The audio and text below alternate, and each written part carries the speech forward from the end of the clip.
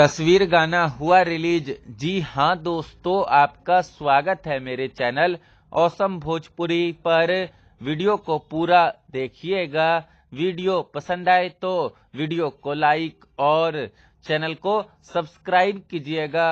दोस्तों, अभी से लगभग 1 घंटा पहले मनी मिराज का गाना तस्वीर को रिलीज कर दिया गया है Sujoy music world YouTube channel पर। दोस्तों, मनी मिराज के इस गाने की बात करें तो मनी मिराज के इस गाने का वीडियो बहुत ही हाई लेवल का है।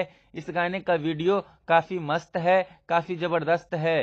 साथ ही इस गाने के वीडियो में मनी मिराज और वन्नू डी ग्रेट का लुक और कॉस्ट्यूम भी काफी यूनिक सा लग रहा है। मनी मिराज और वन्नू डी ग्रेट दोनों का ही इस गाने के वीडियो में डांस और एक्सप्रेशन काफी मस्त लग रहा है। इस गाने को शूट भी बहुत ही बढ़िया जगह पर किया गया है। साथ ही इस गाने का लिरिक्स और म्यूजिक भी तगड़ा है और चांद जी और कल्पना पटवारी दोनों की आवाज इस गाने को सुनने में सुकून दे रहा है।